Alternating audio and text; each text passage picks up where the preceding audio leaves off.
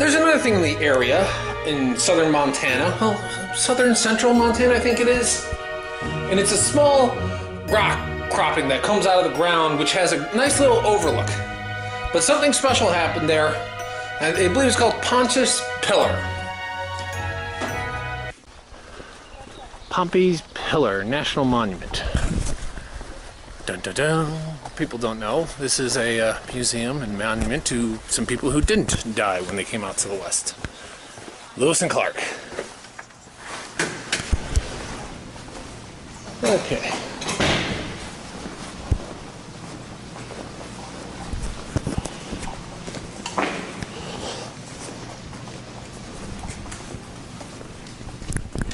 Provides force of communication with the waters of the Pacific Ocean.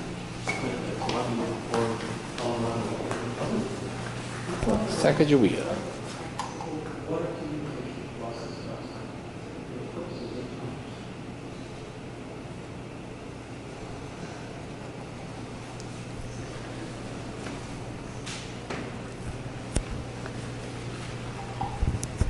Movies.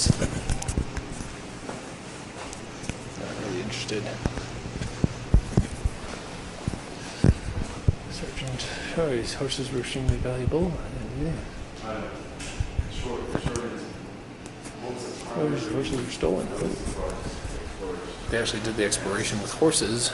They were going to use the horses as barter for when they encountered Indians, but apparently half their horses were stolen. That's bad. Crow journey. Funny, we heard about the crow. Crow were helping the custard.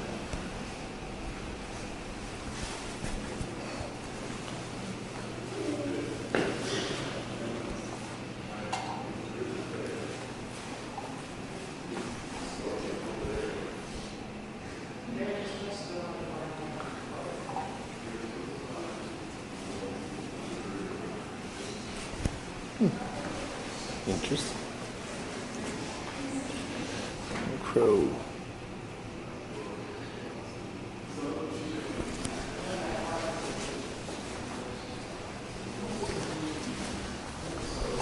It's cute.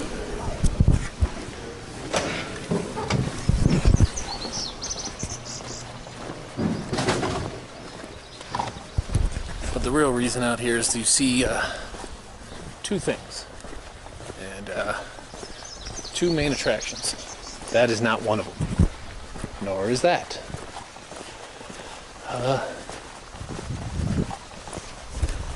But we'll see when I get there.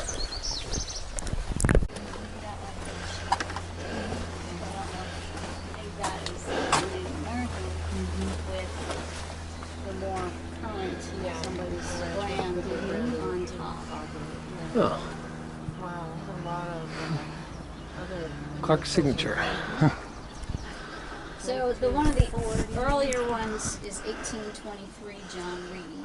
Okay. And some of these folks would have been either the trappers or the fur traders that came in after Lewis and Clark. And you talked about all the buffalo and the elk that they saw in the area. They would have come out. What that is that's a Clark's signature that he did when he was going through the Lewis and Clark expedition. Apparently, people continue to sign the rock. So you see a lot of 1887, 1882, and I guess there's stuff there shortly after Lewis Clark left his signature. Some of the French trappers who were still in the area used to sign it.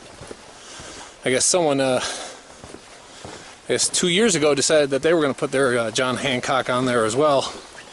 They got apparently a 4-figure fine because they got caught. And they, of course, signed their name, so it was easy to find them. But this is the last physical evidence of Lewis and Clark on their expedition. The last physical. They did make it all the way to the Pacific Ocean, at least they said they did, but, there's no reason to really doubt them. Last little bit about this.